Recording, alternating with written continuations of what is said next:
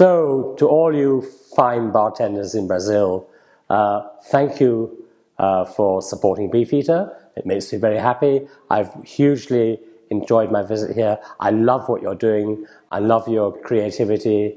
It's great. There are more exciting things to come.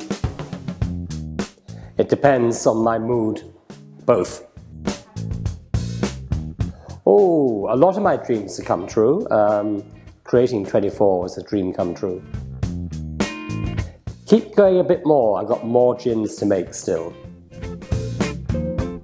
A place to have a drink is wherever you're comfortable with friends in a good bar, with a good cocktail, with a good bartender. I like bars all over the world. My favourite bars in London are maybe Savoy, Happiness Forgets, but every city has a favourite bar for me. The more I travel, the more favourites I acquire.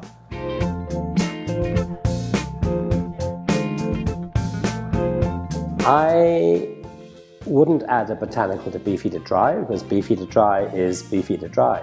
But I create new gins and I never know where the next inspiration will come from.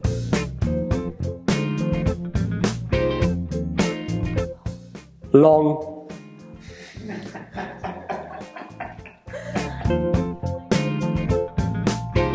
Juniper.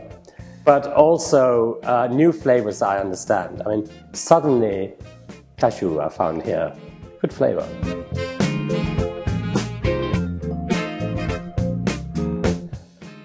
To get the flavors in balance, you know, when I make Beefeater Gin, I try and keep everything in balance so the flavors work together. Then the bartender's job is to take that to the next step and create a new balance with other flavors and botanicals. That's where a lot of the excitement is.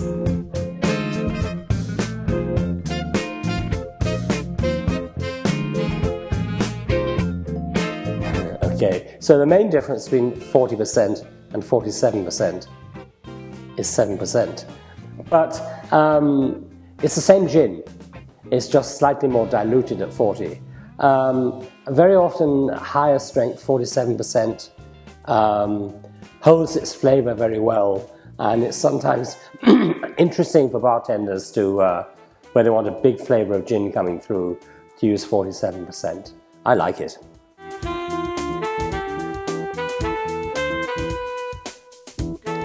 Yes, I see a lot of, when I travel, a lot of local gins using local botanicals. I think that's a very interesting thing to see.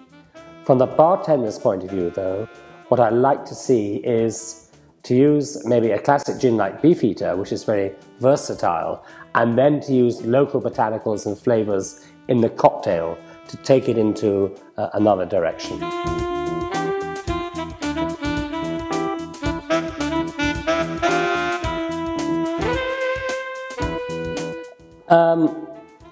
I think the difference is kind of, as I said before, to using local botanicals in a cocktail. That's a really exciting thing to do, and it makes the drink have a local influence. You know, we've just been doing the Beefeater Mixed London Bartenders competition, and I've travelled around quite a few markets as part of the regional judging.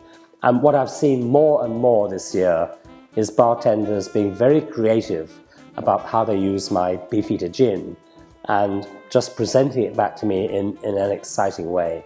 And often that's down to using local botanicals, just giving it a different twist. It might be a classic cocktail with a local twist. That's always good to see.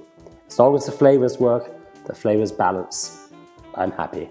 So one of the very special things we do in the production of Beefeater Gin, the distillation of Beefeater, is when we put all our botanicals to our own recipe into the still with the alcohol.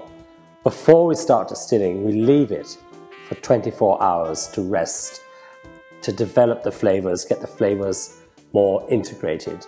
And then on the second day that the distillation takes place. And the result of that is, I think we obtain a gin that has great versatility. It's not we get more flavor by doing that, but we get more complexity of the flavors from the botanicals. So it's very important for Beefeater, that 24-hour steeping, we call it.